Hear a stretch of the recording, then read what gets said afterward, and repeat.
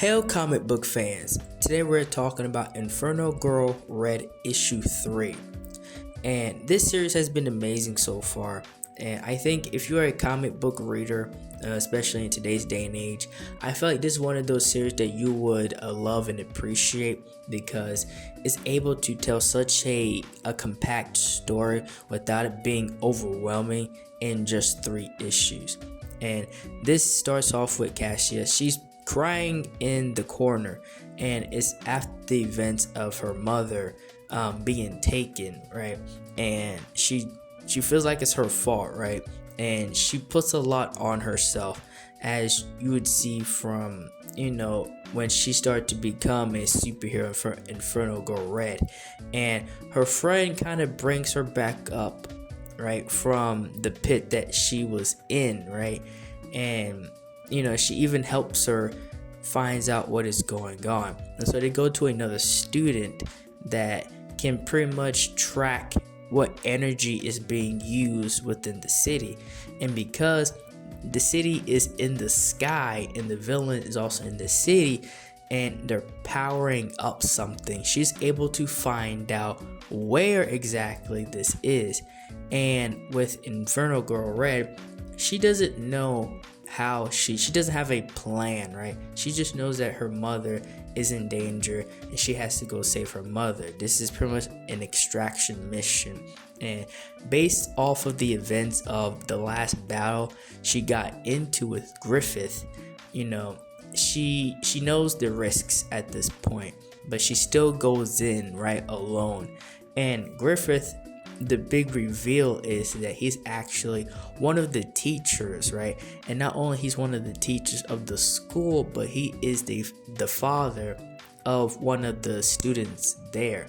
And this was a good reveal, right? Because he only made like one appearance, right, within the story. He wasn't a character that you constantly saw, so it was a good reveal. They just kind of showed him and then they moved on with the story.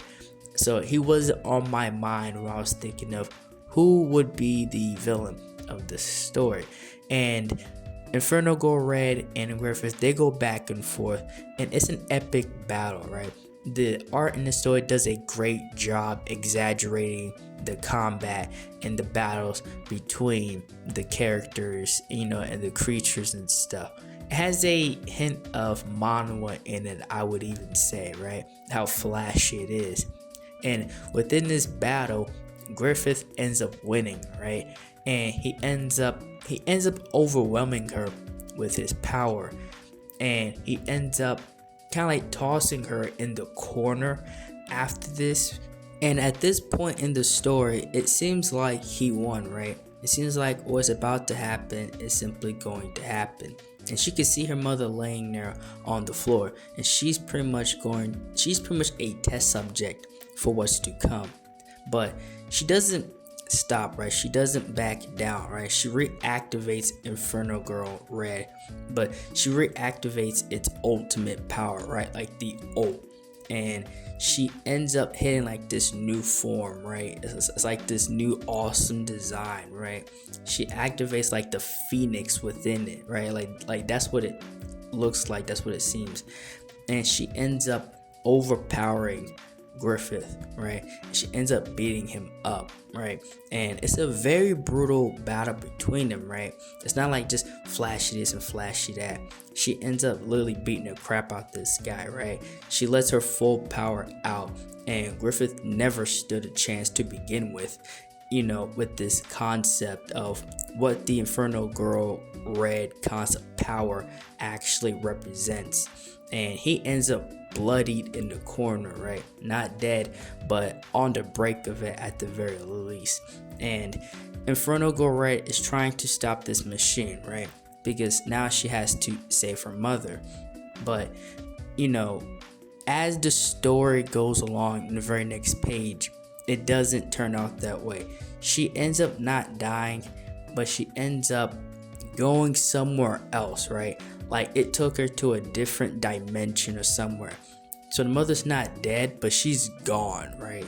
And the head of the teacher at the school watched all of this happen, and it turns out that she was the original Inferno Girl Red that passed on the power to her, and she pretty much lets her know, I'm going to teach you everything that I know. And she's like, bring it on, right?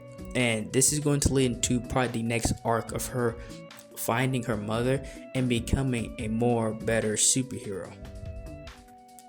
Well, that's all I have for this video and the story of Inferno Girl Red. Like, share, and subscribe for more.